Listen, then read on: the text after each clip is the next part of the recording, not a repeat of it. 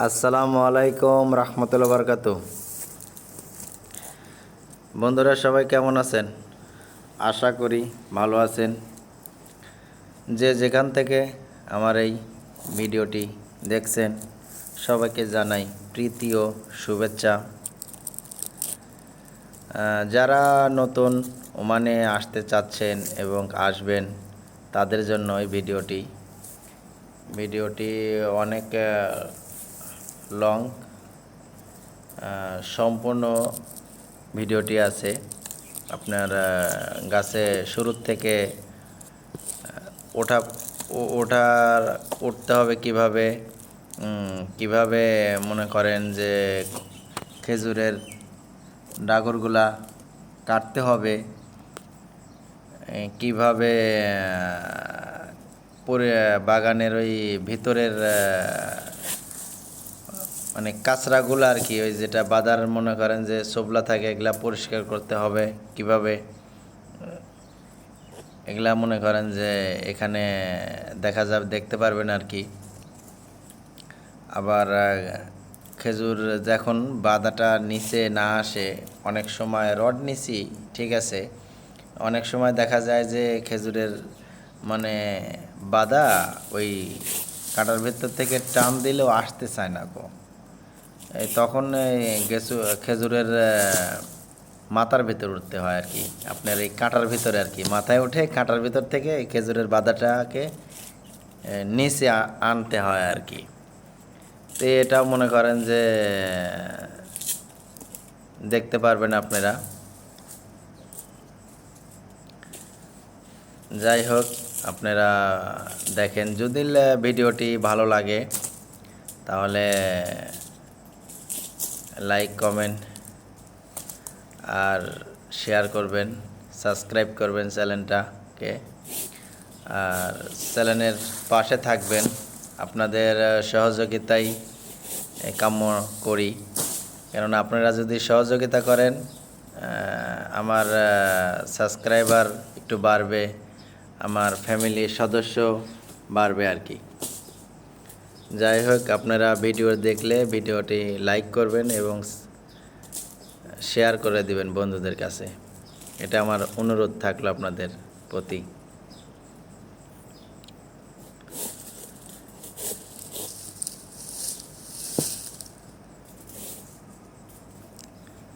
এখানে ঘুরে ঘুরে মনে করেন খেজুরের ডাগুর কাটতে হয়, খেজুরের ডাগুর ঘুরে ঘুরে কেটে ভিতরে থেকে কাঁচরাগুলাও মনে করেন যে ঘুরি ঘুরি এভাবে কাঁচরাগুলা পরিষ্কার করে দিতে হয় আর কি।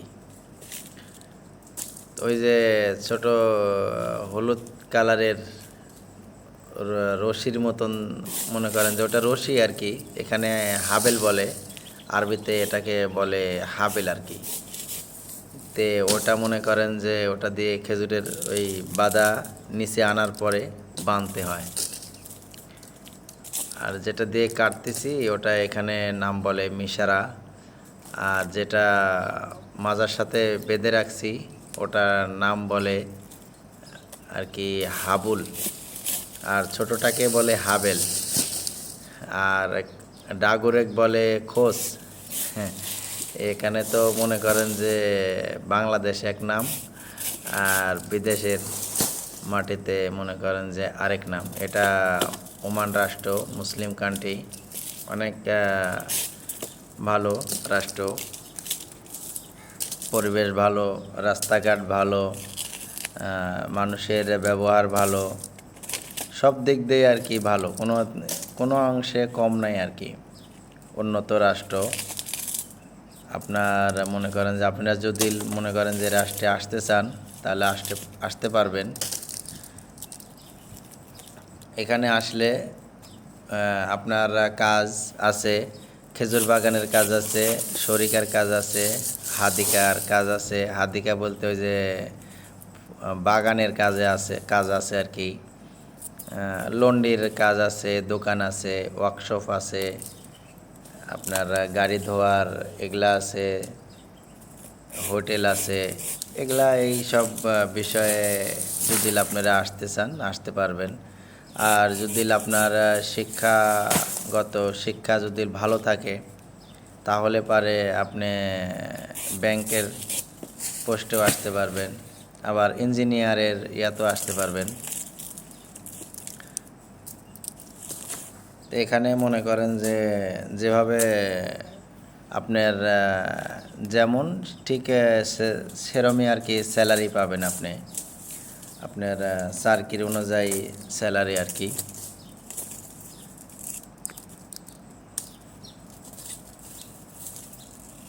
এখানে মনে করেন যে শুধু আসলে হবে না, এখানে আসার পরেও আপনাকে কাজ করতে হবে, ঠিক আছে।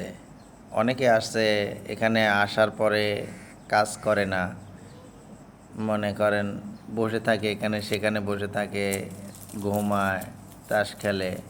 তে এরম চিন্তাভাবনা যদি থাকে তাহলে বিদেশে না আসাই ভালো, দেশেই ফ্যামিলির সাথে থাকাই সবচাইতে উত্তম আমি মনে করি আর কি। এখন আপনারা কি মনে করেন জানি না, আমার ব্যক্তিগতভাবে আমি বললাম আর কি আপনাদেরকে। কেননা বিদেশ মানে শান্তির জায়গা না, এখানে টাকা আছে, এটা সত্য কথা যে এখানে অনেক টাকা, কিন্তু টাকা যেমন আছে তেমন কষ্ট আছে, তেমন পরিশ্রমও করতে হবে আপনাকে। আপনি শুধু মনে করেন যদি বিদেশ থেকে দেশে থেকে যদি শুধু মনে করেন যে আমি বিদেশে আসব, আসলেই মনে করেন টাকা আসবে আমার পকেটে চলে আসবে, তেমন না, এখানে কষ্ট করতে হবে। আর আপনি যদি মনে করেন এখানে কষ্ট করতে পারেন তাহলে একদিন সফলতা অবশ্যই পাবেন।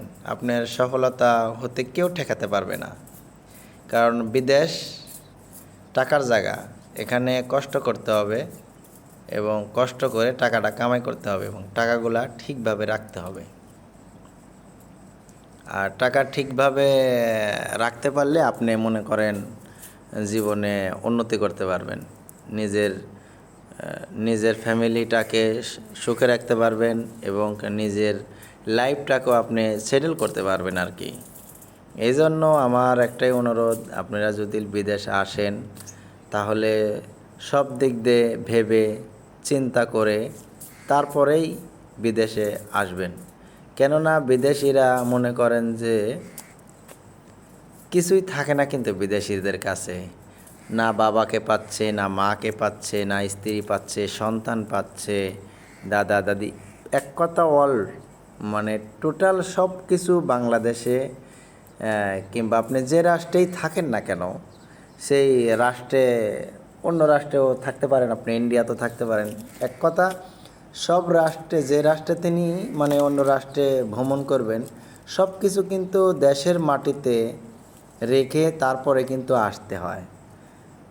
তাহলে আপনাকে সেই চিন্তাভাবনা করেই আসতে হবে যে আমি সবাক এত আদরের মায়া মহব্বতের মানুষগুলোকে আমি রেখে বাহির রাষ্ট্রে যাচ্ছি, তাহলে আমাকে সেইভাবেই চলতে হবে এবং সেইভাবেই কাজকর্ম করতে হবে সেখানে যাওয়ার পরে আর কি।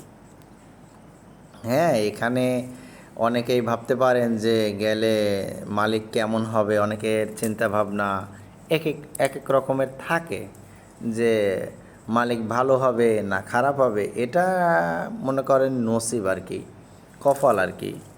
এটা কপালে ভালো যদি পড়েতে তো আলহামদুলিল্লাহ, ভালো না পড়লে সেটাও আলহামদুলিল্লাহ বলে স্বীকার করতে হবে। কেন, সব কিছুর মালিক তো আল্লাহ পাক। আল্লাহ পাক যাক যেভাবে রাখবে তাক সেভাবেই শুকরিয়া আদায় করতে হবে।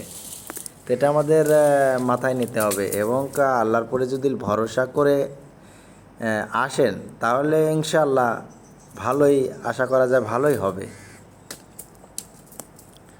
এই জন্য আপনাদের একটাই অনুরোধ, যারা নতুন বাহিরে আসতে চান তারা চিন্তা ভাবনা করে তারপরে বিদেশের মাটিতে পা দিবেন। যাই হোক, অনেক কথা বললাম, আপনাদের জানি না কতখানি কথাগুলো ভালো লাগছে আর কতখানি খারাপ লাগছে। কথার মাঝে যদি কোনো ভুল ত্রুটি পান তাহলে ছোট ভাই হিসেবে ক্ষমার দৃষ্টিতে দেখবেন। কথা মনে করেন সবাই একরকম না, সবাই একরকমভাবে কথা বলতে পারে না। কারো কথা একটু গোছানো হয়, কারো কথা অগোছানো হয়। তে এই জন্য মনে করেন যে কথা হয়তো এলোমেলো হতে পারে। যাই হোক, কিছু মনে করবেন না, ক্ষমার দৃষ্টিতে দেখবেন। যেগুলো কথা বললাম নিজেও ভেবে চিন্তে দেখেন কথাগুলা ভালো বলছি না খারাপ বলছি। আমার কাছে মনে হলো যে যারা নতুন আসবে তাদের জন্য একটা ভিডিও যদি করি তাহলে লং ভিডিও করলে অনেক কথাবার্তা বলা যাবে আর কি। ওই জন্যই আমি মনে করেন যে একটা লং ভিডিও করলাম এবং কথাগুলো আর কি শেয়ার করলাম। যাক, ভালো থাকবেন। আর দেখেন এই গাছটাতে মনে করেন একবারে মাথায় ওঠা লাগছে, কেননা নিচ থেকে খেজুরটাকে আনা যায় নাই। এখন নিচ থেকে যদি আনা হতো, ওই খেজুরের বাধা ধরে যদি রড দিয়ে টান দেওয়া যায়, অনেক সময় খেজুরের মাঝখান দিয়ে ফেটে যায়, সাইড দিয়ে ভেঙে যায়। এই কারণে অনেক সময় দেখা যায় যে খেজুরের মাথায় উঠতে হয়। এটা নাম এখানে বলে আর কি খানাজি খেজুর। তে খানাজি খেজুরে গাছের মাথায় উঠতে হয় না, নিচে থেকেই করা যায় আর কি। আর আপনার আরেকটা খেজুর আছে, সেটা হলো খাসাবাস, ওটা মাথাতে উঠতে হয়। আর এটাতে মনে করেন নিচের থেকে খেজুরটা তাদিল করা যায় আর কি। তা এখন মনে করেন যে এটা আর কি ওই অনেক মানে একটা খেজুরের মধ্যে আরেকটা খেজুর ঢুকে ঢুকে আসছিল, তো ওই জন্য মনে করেন মাথায় ওঠা লাগলো আর কি। মাথায় উঠে ওই সুন্দর করে একটা একটা করে সাইজ করে এরা দিয়ে তারপরে আস্তে করে মানে বাদাটা আর কি নিচের দিকে নামাই দেওয়া লাগে।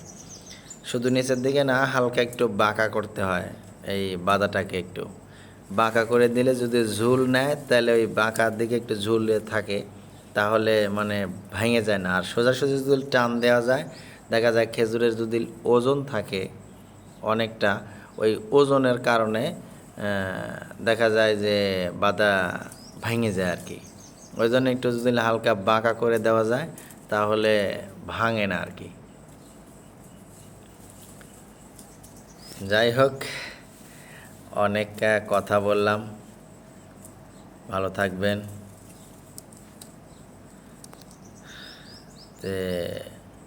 আল্লাহ হাফেজ।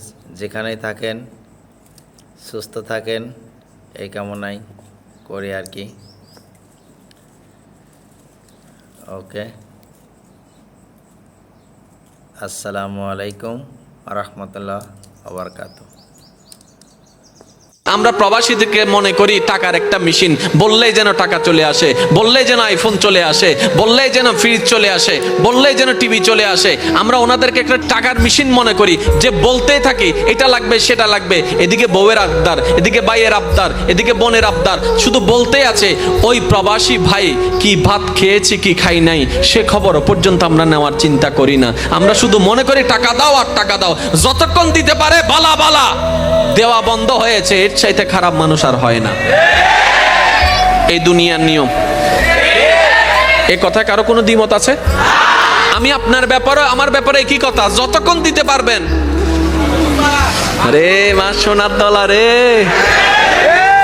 জামাই যতক্ষণ কামাইতে পারে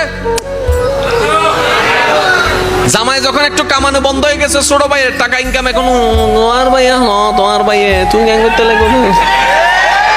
আর একটু জোরে বলেন। যতক্ষণ দিতে পারবেন এই দুনিয়াকে ততক্ষণ ভালো। বউ যতক্ষণ কাজ করে খাইতে পারবে, এই বউয়ের মতো বালা আর কোনো বউ নাই। বউ একটু অসুস্থ হয়েছে, 2 দিন রেস্ট, তারপরে বদনাম শুরু। আপনারাই বলেন এটা কি বাস্তব না অবাস্তব? তাহলে যেটা অন্যের জন্য বাস্তব, একটা সময় সেটা আপনার আমার জীবনেও আসতে পারে। সেজন্য আগে থেকে সাবধান হওয়া দরকার আছে ভাই। এই দুনিয়া এমন নাফরমান, চোখ উল্টাতে আপন রক্তের মানুষেরও পর্যন্ত 2টা সেকেন্ড সময় লাগে না। যাদের জন্য করে গিয়েছেন, 10 বছর করেছেন, এটার প্রশংসা আপনার না করলেও 1বার 2বার যে কোনো কারণে সাহায্য করতে পারেন নাই, এটার কথা সারা জীবন আপনাকে আমাকে খোঁটা দিতে থাকবে এই দুনিয়া। দুনিয়ার নিয়ম, যে দুনিয়ার জন্য আমরা মত্ত, যে দুনিয়াকে পাওয়ার জন্য আমরা পাগল, ও আমার যুবক ভাইয়েরা একটু মনের কানটা দিয়ে শুনুন, যে দুনিয়াকে অর্জন করার জন্য আমরা এত বেকুল, এই দুনিয়াকে পাওয়ার জন্য আমরা গোল্ডেন A+ পাওয়ার জন্য দিন রাত পরিশ্রম করে যাচ্ছি। কারণ আমাদের মাথায় বসা, যদি গোল্ডেন A+ আমি অর্জন করতে পারি, কোন একটা ভালো কলেজে আমার একটা চান্সেস হবে, ভালো কলেজ থেকে যদি ভালো রেজাল্ট আনতে পারি, ভালো একটা ভার্সিটিতে আমার একটা সুযোগ হয়ে যাবে, ভালো ভার্সিটি থেকে যদি ভালো রেজাল্ট আনতে পারি, যে কোনো ফ্যাক্টরিতে, যে কোনো বড় বড় কোম্পানিতে আমার উপরের পদে চাকরি হয়ে যাবে, 40, 50, 60 হাজার টাকা বেতনের একটা চাকরির ব্যবস্থা হয়ে যাবে। আমরা এটাকেই লাইফ মনে করি, আমরা এটাকেই জীবন মনে করি, আমরা সেই দিকেই দৌড়ায় যাচ্ছি, সেদিকেই দৌড়ায় যাচ্ছি। প্রত্যেক জায়গার নিয়ম হচ্ছে পরিশ্রম আগে বেতন পরে, পরিশ্রম আগে বেতন পরে। একটাবার দেখেন না আপনার সেই রহমানের দিকে, নামাজ পড়াচ্ছে আমাদেরকে 10 বছরের পর থেকে, খাওয়াচ্ছে জন্মের পর থেকে। আল্লাহু আকবার। নামাজটাকে যদি চাকরি ধরি, তাহলে আমরা পড়তেছি, পড়ার আদেশ কখন থেকে? জোরে বলেন না। 7 বছর থেকে আদেশ, 10 বছর থেকে মাইর, তার মানে 10 বছর থেকে কম্পারাম পড়তে হবে। তাহলে আমাদেরকে আল্লাহ চাকরি করাচ্ছেন 10 বছর থেকে, কিন্তু সেই আল্লাহ 9 বছরও আমাদের খাবার দিয়ে যাচ্ছেন, আমাদের পানি তৃষ্ণা মিটানোর জন্য পানি দিয়ে যাচ্ছেন, নিঃশ্বাস নেওয়ার জন্য অক্সিজেনের ব্যবস্থা করে দিয়ে যাচ্ছেন, হাঁটার জন্য শক্তি দিয়ে যাচ্ছেন, দাঁড়ানোর জন্য পা দিয়েছেন, দেখার জন্য চোখ দিয়েছেন, শোনার জন্য কান দিয়েছেন, ধরার জন্য হাত দিয়েছেন। রব্বে করিম শুধু দিতেই আছেন, দিতেই আছেন, দিতেই আছেন, দিতেই আছেন, দিতেই আছেন। রব্বে করিম বলে, ও দুনিয়ার মানুষেরা, যেখানে পরিশ্রম আগে বেতন পড়ে, সেখানে কত যত্ন, কত অবহেলা, কত অপমান তুই সহ্য করে তারপরও টিকে থাকিস। একবার আমার দিকে তাকা না, আমি মালিকের দিকে তাকা না। তোদেরকে দিয়ে চাকরি করাচ্ছি, পরে বেতন দিয়ে দিচ্ছে অগণিত আগে। এবার আসেন, বেতনটা নির্ভর করে পরিশ্রমের উপর। পরিশ্রম যত ঘন্টা, বেতনও ততটুকু। বেতনটা নির্ভর করে পরিশ্রমের পাশাপাশি কাজটা কি সেটার উপর। আপনি যদি 10 ঘন্টা পরিশ্রম বাংলাদেশে করেন, এত পাবেন। ঠিক একই 10 ঘন্টার পরিশ্রম যদি আপনি দুবাইতে করেন, কথা বলেন আর একটু জোরে। তাহলে আমার অনেক ভাইয়েরা চিন্তা করে, আমি 10 ঘন্টা পরিশ্রম দেশে না করে যদি দুবাই করতে পারি, আমার বেনিফিট আরো ভালো আসবে। আর প্রত্যেকটা বেনিফিট নিজের জন্য নয়, শুধু পরিবারের মুখে হাসি ফুটানোর জন্য। এটা আর মানুষ বুঝতে চায় না। কথা বলেন ঠিক কি না? এবার ইমানদার ভাইরা একটু মনোযোগ দিবেন, একটু মনোযোগ দিবেন। 10 ঘন্টা পরিশ্রম, আপনার বেতন এত। যদি সেটা কোনো গার্মেন্টস হয়, এটার এক রেট, এটা কোনো ফ্যাক্টরি হয়, এটার এক রেট, বিভিন্ন জায়গায় বিভিন্ন রেট। কিন্তু কোনো জায়গায় আনলিমিটেড শব্দ পাওয়া যাবে না, আনলিমিটেড শব্দ পাওয়া যাবে না। আপনি 30টা দিনের মধ্যে 28 দিন চাকরি করেছেন, 2টা দিন যদি নাও করেন, আপনাকে খোঁটা শুনতে হবে, আপনাকে কথা শুনতে হবে, কারণ দর্শাইতে হবে, আসস নাই কেন। এবার আপনি বললেন আমার বউটা অসুস্থ, মালিক বলবে তোমার বউ সুস্থ কি অসুস্থ সেটা দেখার জন্য তো আমরা কোম্পানি বসে থাকি নাই, আমাদের কাজ আমাদেরকে বুঝাই দিতে হবে। আরেকবার যদি করো, বেতন কেটে ফেলা হবে, তোমার থেকে টাকা কেটে ফেলা হবে। এইভাবে টাকা কাটতে থাকবে, ঘন্টা হিসেবে, দিন হিসেবে টাকা কাটতে থাকবে। এইদিকে আমরা মাইনাসের মধ্যে পড়ে যাই। কিন্তু রহমানের দিকে একটু তাকান, ফজর নামাজ পড়ি নাই, নাস্তার ব্যবস্থা ঠিকই করে দিয়েছেন। যেমন আমার প্রবাসী ভাই যারা আছে, দিন রাত পরিশ্রম করছে। মিডল ইস্টে যারা আছে, এখানকার তুলনায় তাদের ওখানে তাপমাত্রা অনেক বেশি, কিন্তু তারপরও তারা কাজের মধ্যে চলে যাচ্ছে, ঘুমের ঠিক নাই, খাবারের ঠিক নাই, রোদ, মারাত্মক রোদ, শরীর তো কভার দেয় না, হাজার হলো তো মানুষ। তারপরও যখন শরীর ক্লান্ত হয়ে যায়, যখন চিন্তায় চলে আসে পরিবারের কথা, মায়ের চেহারা বেশি উঠে, বউয়ের চেহারা বেশি উঠে, সন্তানদের ভবিষ্যতের চেহারা বেশি উঠে, সে আবার নতুনভাবে একটা শক্তি অনুভব করে আবার কাজের মধ্যে লেগে যায়। ঘামের পর ঘাম পড়ছে, খাবারের কোনো ঠিক নাই, পানির কোনো ঠিক নাই। ও ভাই, এত করছো কেন, এত কষ্ট কেন সহ্য করছো? আমার যুবক ভাই, আমার সে প্রবাসী ভাই বলবে, আমি যদি কষ্ট করার কারণে, একজনের ত্যাগের কারণে যদি 5 জনের মুখে হাসি ফুটে, এটাই আমার জন্য পাওয়া, এটাই আমার জন্য পাওয়া, আমার জন্য পাওয়া। এবার এটাই হচ্ছে পুরুষ জাতি, দিন রাত করে যাচ্ছে, এটাই করা দরকার, এটাই সুন্নত, এটাই দায়িত্ব, কর্তব্য পালন করতে হবে। কিন্তু শ্রদ্ধার সাথে বলি, নিজেরটা ভুলে যায়েন না, কারণ 99% আপনি যাদের জন্য করছেন তারাই চোখ উল্টাই ফেলবে, এটাই বাস্তব। ইচ্ছাই হোক অনিচ্ছাই হোক, করোনাকালীন সময় তার বাস্তব প্রমাণ পৃথিবীকে দেখাই দিয়েছে। আপনরা পর হয়ে গিয়েছে, আপনরা পর হয়ে গিয়েছে, চিহ্নেওয়ালা অচিন হয়ে গিয়েছে, কিন্তু তখনও বান্দারা বারবার স্মরণ করছে একজনকে, আল্লাহ আল্লাহ আল্লাহ। এই করোনাকালীন আল্লাহ ডাকটা প্রমাণ করে দেয়। আল্লাহ পাক বলে, এবার তো বুঝ, তোর আপন কেউ নাই আমি রব ছাড়া, তোর নবী মুস্তাফা ছাড়া। আমরা প্রবাসে চিনি, মানুষের কান্না আমাদের এখানে লুকানো আছে। প্রবাস বড় শান্তির জিনিস না, বড় কষ্টের জিনিস যে প্রবাসে ছিল। কবির কথাই সত্য। হায় হায়, ঈদের দিন যখন আসে तो प्रवासी बोलते था कि ईद के दिन सब मिलेंगे अपने अपने यार से, मैं मिलूंगा दर्द गम की पत्थरी दीवार से। এটাই সত্য। প্রবাসে যখন ঈদ আসে না, হায় হায়, আজকে তো ভিডিও কল। আপনাদের নোয়াখালীর কাহিনী আমার মনে আছে। আমি হজে ওমরায় গেছি, তো চলে আসবো, ট্যাক্সি ভাড়া করছি, চেহারায় বোঝা যাইতেছিল না কোন দেশের। আমি বৈশাখী, আমি মনে করছি ইন্ডিয়া পাকিস্তানের হবে, নাদুস নদুস চেহারা সুন্দর। তা আমি উর্দুতে জিজ্ঞাসা করলাম, তোমার বাড়ি কোথায়? বাংলাদেশে। তাহলে আমি বললাম, তোমার সাথে তার উর্দু বলে কোনো দরকার নেই।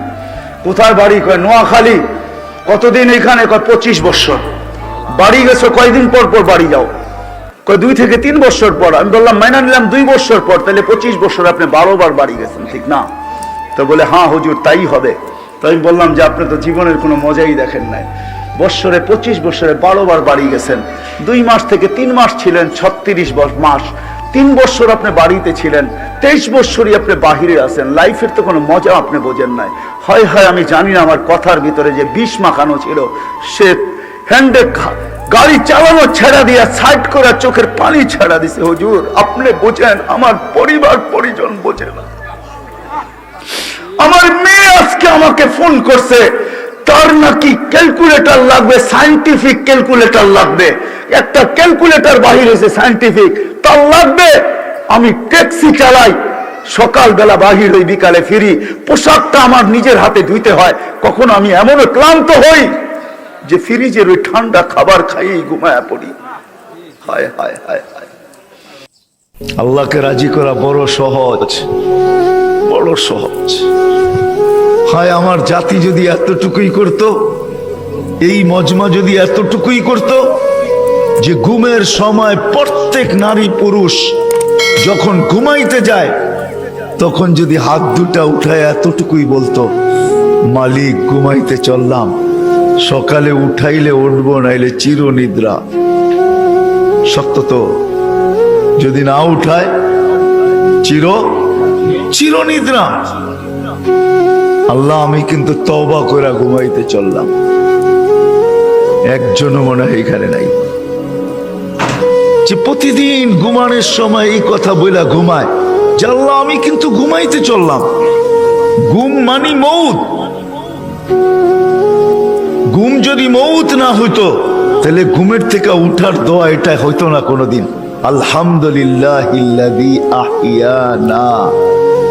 প্রশংসা ওই আল্লাহর, যিনি আমি মারা যাওয়ার পরে আমাকে পুনর্জীবন দিলেন, পুনর্জীবিত করলেন। প্রশংসা ওই আল্লাহ। বাদামা আমাতানা, আমি কমপ্লিট হয়ে গেছিলাম, মউত আমার হয়ে গেছিল, তুমি আমাকে আবার ফেরত দিছো। তাহলে ঘুমের থেকে উঠার দোয়া এটা কোনোদিন হতো না। আমার জাতি যদি এতটুক করত, কসম খোদার, আমি হাদিস দিতেছি, ফাইন তাবু ফানা হাবিবু। আল্লাহ বলতেছে তুই হাত উঠাইতে দেরি, আমি তোকে বন্ধু বানাইতে দেরি করি না, আমি বন্ধু হইতেও দেরি করি না, আমি রাজি হয়ে যাই, রাজি। এতটুক যদি করতো, একজনও তো এখানে নাই, জানি না মা বোনদের ভিতরে পাওয়া যাবে কিনা, যে ঘুমের সময় প্রত্যেক ব্যক্তি শুধু হাত দুটা উঠায় বলে আল্লাহ তওবা করে ঘুমাইতে চললাম। এতটুক যদি করতো, এতটুক। আল্লাহ তো এতটুকুই বলে ওয়া ইন তাবু আনা হাবিবুহুম আহলু যিকরি আহলু মাজালিসি আহলু শুকরি আহলু জিয়াদাতি আহলু তাআতি আহলু কিরামাতি আহলু মাহসিয়াতি লা আকনুতুহুম মির রাহমাতি ফাইন তাবু ফাআনা হাবিবুহুম। তওবা করতে দেরি, আমি বন্ধু বানাইতে দেরি করি না। আগো যদি প্রবাসীর কষ্টটা দেখতেন গো আম্মা, আহা সেদিন থেকে আপনি আর এক সপ্তাহ এক বেলা ভাত খাইতেন। 54 ডিগ্রি তাপমাত্রা সৌদি আরবের মক্কার জমিনে 18 ঘন্টা ডিউটি করে খাড়াই থাই। আহারে কষ্ট রে, রোদে কালা কালা হয়ে গেছে মানুষগুলা, আহারে কষ্ট রে। আহারে মালয়েশিয়া দেখলাম 21 ঘন্টা ডিউটি, দুবাই দেখছি কষ্ট কারে কয়। আরে তো পৃথিবীটা বেশিও যদি দেশ আইতে যেতেন না বিদেশ, এ কষ্ট সহ্য করবো কি? এ প্রবাসীর এক কষ্টের পয়সাটা দিয়ে আম্মাজি আপনি তসবি পড়তেছেন না, আল্লাহরও স্মরণ করতেছেন না, আপনি আছেন পরকিয়া লই আর মোবাইল লই বসুরাটা যাইয়ে কয় কম্পিউটার তো হিডা বরি দেন। প্রবাসী ভাইয়েরা ওদের এক ফোঁটা চোখের পানি যখন পড়ে আল্লাহর আরশ কেঁপে ওঠে, ওরা মজলুম হয়ে যায়, তারা আপনজন সব ছেড়ে চলে গেছে। কোথায় ঈদের সেমায়, কোথায় কোরবানির ফাতেহার গোশত, কত আকিকার প্রোগ্রাম চলে যায়, কত বিয়ের অনুষ্ঠান চলে যায়, কত আপনজন মরে কবরে চলে যায়। পেটের দায়ে তারা জানাজার নামাজটা পর্যন্ত পড়তে আসতে পারে না, এবং সেখানে কাঁদতে কাঁদতে অনেক প্রবাসী মারা যায়, বুকের পাথর মুখের মধ্যে নিয়েই দুনিয়া থেকে চলে যায়। আমি অনুরোধ করে বলছি মা বোনদেরকে, আপনাদের যাদের স্বামীরা প্রবাসে আছে, আপনি 5 ওয়াক্ত নামাজ পড়ুন, রোজা রাখুন এবং নিজের লজ্জাস্থানকে হেফাজত করুন। আপনার জন্য জান্নাতের 8টা গেট খুলে দেবেন আমার আল্লাহ। প্রবাসীর পাঠানো এক একটি টাকা আমি মনে করি প্রবাসীর কপাল দিয়ে, প্রবাসীর পরিশ্রমের কারণে বের হওয়া এক একটা ঘামের ফোঁটা যেন এক একটা রক্তবিন্দু। প্রবাসীর পাঠানো এক একটি টাকা যেন এক একটি রক্তের ফোঁটা। কি পরিশ্রম প্রবাসীরা নিজের জন্য, নিজের পরিবারের জন্য, দেশের জন্য করে। যারা প্রবাস জীবনে গিয়েছেন তারাই জানেন। কিন্তু এটাই সত্যি, প্রবাসীদের কষ্ট অনেক সময় অনেকে বুঝতে চায় না। এদেরকে টাকার মেশিন মনে করা হয়। যখন বাড়িতে আসে দেওয়ার চাইতে পাওয়াটাকে মানুষ বেশি আশা করে। প্রবাসে যে ছেলেটা গেল, সেই ছেলেটা দেখা গেছে একসময় বন্ধুদের সঙ্গে আড্ডাবাজি করত, সেই ছেলেটা খেলাধুলা করত, সেই ছেলেটা প্রতিদিন বাবা মার সাথে অভিমান করত। যেই ছেলেটার ভিতরে দায়িত্ববোধ ছিল না, এই ছেলেটা আজকে সৌদি আরবে গিয়ে, কাতারে গিয়ে, দুবাই গিয়ে, ইটালি গিয়ে, স্পেন গিয়ে, বিভিন্ন দেশে গিয়ে দেখা গেছে সে অনেক দায়িত্ববান হয়ে গেছে। সেজদায় পড়ে আল্লাহরে বলবেন, আল্লাহ এই পৃথিবীতে আমি ছাড়া তোমার গোলামের অভাব নাই, কিন্তু তুমি ছাড়া আমার দ্বিতীয় কোনো রব না। চোখের পানি ছেড়ে আল্লাহরে ডেকে বলেন, আল্লাহ এই জমিনে আমি ছাড়া তোমার গোলামের কোনো অভাব নাই, কিন্তু তুমি ছাড়া দ্বিতীয় কোনো রব আমার নাই, তুমি ছাড়া দ্বিতীয় কোনো জায়গায় চাওয়ার সুযোগ আমার নাই। চোখের পানি ছেড়ে আল্লাহরে বলেন, আল্লাহ কোরআনে তুমি শিখিয়েছো ফরিয়াদীদেরকে কেউ যদি চায় ওই ফরিয়াদীদেরকে বারণ করা যায় না, তুমি কেমন করে এই অভাগা ফরিয়াদীকে আজকে ফিরিয়ে দিবা। চোখের পানি ছেড়ে আল্লাহর কাছে চান, সব তিনি দিয়ে দিতে পারেন। চিল্লায় বলেন ঠিক কিনা? গোটা বিশ্বের সবাই, আমাদের যার যা লাগবে সব যদি আল্লাহর কাছে চাই, আল্লাহ যদি সবাইকে সবকিছু দিয়ে দেয়, আল্লাহ বলে আমার ক্ষমতার 1 ইঞ্চিও কমবে না। চিল্লায় বলেন ঠিক কিনা? মানুষ যাকে নিয়ে হিংসা করে বেশি, সে সবচাইতে বেশি এগিয়ে যায়। ফর এক্সাম্পল, একটু খেয়াল করেন, খুব মনোযোগ দিয়ে কথাগুলো শুনবেন। হিংসুক যে, সে সবসময় ব্যাক সাইডে থাকে, পেছনে। আর যাকে নিয়ে হিংসা করা হয় সে সবসময় সামনে থাকে, ঠিক কিনা? আর আর একটা কথা বাংলাদেশের চিরসত্য কথা, যে কোনো মানুষ যদি 10 বছরে সেলিব্রিটি হওয়ার কথা তার, যে সে 10 বছর পরে সেলিব্রিটি হবে, কিন্তু মানুষ হিংসা করতে করতে 10 বছর না 1 বছরেই গোটা বাংলাদেশ ব্যাপী তাকে সেলিব্রিটি বানিয়ে দেয়, ঠিক কিনা? ফর আমরা প্রবাসে চিনি, মানুষের কান্না আমাদের এখানে লুকানো আছে। প্রবাস বড় শান্তির জিনিস না, বড় কষ্টের জিনিস যে প্রবাসে ছিল। কবির কথাই সত্য। হায় হায়, ঈদের দিন যখন আসে তো প্রবাসী বলতে থাকে, ঈদ के दिन सब मिलेंगे अपने अपने यार से, मैं मिलूंगा दर्द गम की पत्थरी दीवार से। এটাই সত্য। প্রবাসে যখন ঈদ আসে না, হায় হায়, আজকে তো ভিডিও কল। আপনাদের নোয়াখালীর কাহিনী আমার মনে আছে। আমি হজে ওমরায় গেছি, তো চলে আসবো, ট্যাক্সি ভাড়া করছি, চেহারায় বোঝা যাইতেছিল না কোন দেশের। আমি বৈশাখী, আমি মনে করছি ইন্ডিয়া পাকিস্তানের হবে, নাদুস নদুস চেহারা সুন্দর। তো আমি উর্দুতে জিজ্ঞাসা করলাম, তোমার বাড়ি কোথায়? কয় বাংলাদেশে। তাইলে আমি বললাম, তোমার সাথে তার উর্দু বলে কোনো দরকার নেই। কোথায় বাড়ি? কয় নোয়াখালী। কতদিন এখানে? কয় 25 বছর। বাড়ি গেছো কয়দিন পর পর বাড়ি যাও? কয় 2 থেকে 3 বছর পর। আমি বললাম, মাইনা নিলাম 2 বছর পর, তাহলে 25 বছর আপনি 12 বার বাড়ি গেছেন, ঠিক না? তো বলে, হ্যাঁ হুজুর তাই হবে। তো আমি বললাম যে আপনি তো জীবনের কোনো মজাই দেখেন নাই। বৎসরে 25 বছরে 12 বার বাড়ি গেছেন। 2 মাস থেকে 3 মাস ছিলেন, 36 মাস। 3 বছর আপনি বাড়িতে ছিলেন, 23 বছরই আপনি বাহিরে আছেন। লাইফের তো কোনো মজা আপনি বোঝেন নাই। হয় হয় আমি জানি না, আমার কথার ভিতরে যে বিষ মাখানো ছিল, সে হ্যান্ডে